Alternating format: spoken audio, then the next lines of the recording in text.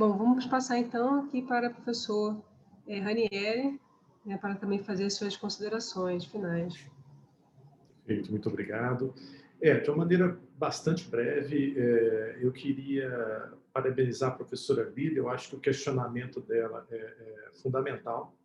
O que nós estamos vivenciando em termos de supressão do mecanismo da consulta dos povos indígenas é algo que deriva, a meu ver, também de um comportamento decisório de refutar esse direito de veto dessas minorias, ou seja, a partir do momento que a gente considera o próprio conceito, e aí para alguns vem sustenta o discurso que é direito de consulta aos povos indígenas, ou seja, um direito que está solto no ar, não tem um titular exatamente.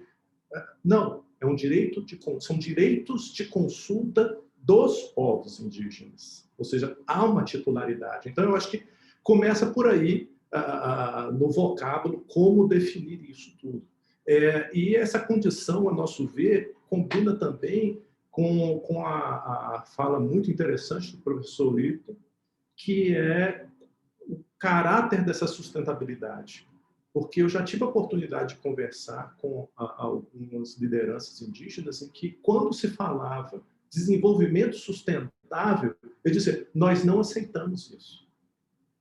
Algumas comunidades indígenas, e isso é preciso que nós compreendamos, eles não querem desenvolvimento.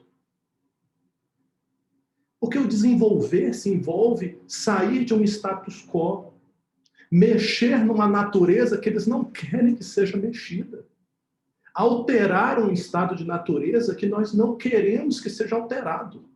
Então, a concepção de desenvolvimento sustentável também não é uma concepção que vá suprir o alcance de direitos e faculdades jurídicas de determinadas comunidades indígenas tradicionais. Porque a manutenção do status quo natural, para eles, é o melhor cenário.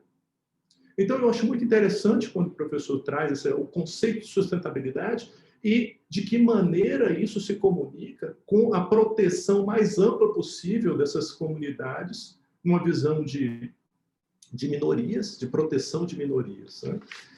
Então, eu acho, professora Lília, que essa questão ela é fundamental que nós consideremos os conceitos dos direitos de consulta como condição para qualquer tipo de projeto que possa atingir essas comunidades e não simplesmente como algo vago, sem um titular específico, uma norma meramente recomendatória. Né? Então, eu acho que isso é muito importante salientar. Bom, sobre um outro questionamento que eu achei muito interessante do Wagner, com foco nessa teoria normativa que é necessário ser construída.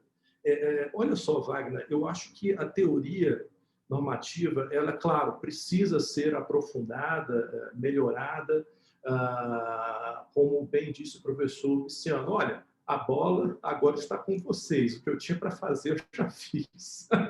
E isso é muito interessante, vindo de alguém que trabalhou de maneira muito firme e muito direta nessa mudança de paradigma, né, dos direitos da natureza, no âmbito do direito constitucional.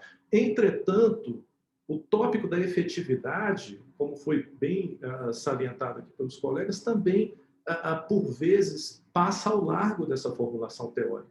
Então, nós tivemos, por exemplo, na Colômbia, o reconhecimento da personalidade, né, jurídica de cursos d'água, de rios, né, que é algo, em termos jurídicos, você identificar a decisão de uma corte constitucional tratando essa temática e efetivando esse reconhecimento dessa personalidade é fantástico.